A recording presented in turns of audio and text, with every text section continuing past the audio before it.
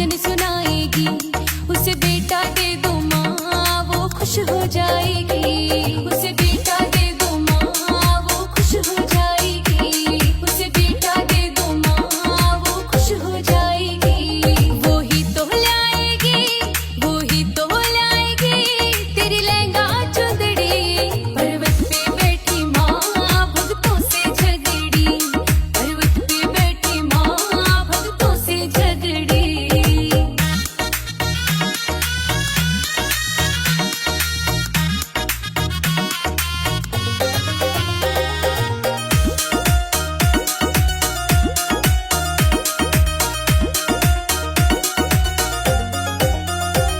एक निर्धन आएगा, वो भजन सुनाएगा, उसे दौलत दे दो माँ वो खुश हो जाएगा।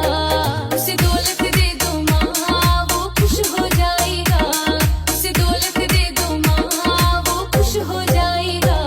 वो ही तो लाएगी, वो ही तो लाएगी तेरी लहंगा चुंदड़ी।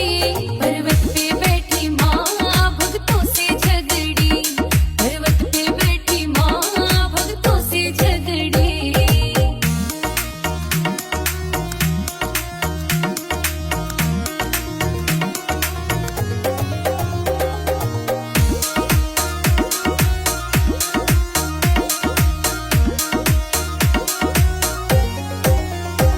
एक कोढ़ी आएगा, वो भजन सुनाएगा, उसे काया दे दो माँ वो खुश हो जाएगा।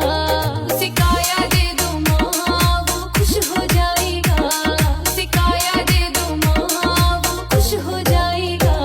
वो ही तो लाएगी, वो ही तो लाएगी तेरी लहंगा चुंदड़ी। पर्वत पे बैठी माँ भक्तों से झगड़ी। पर्वत पे बैठी माँ भक्तों से झगड़ी।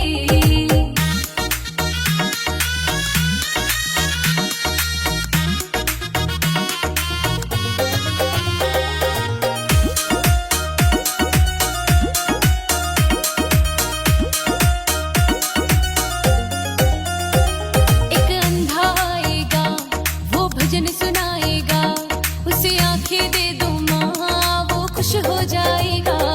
उसे आंखें दे दो माँ वो खुश हो जाएगा। उसे आंखें दे दो माँ वो खुश हो जाएगा। वो ही तो लाएगी, वो ही तो लाएगी तेरी लहंगा चुंदड़ी। पर्वत पे बैठी माँ भक्तों से झगड़ी। पर्वत पे बैठी माँ भक्तों से झगड़ी।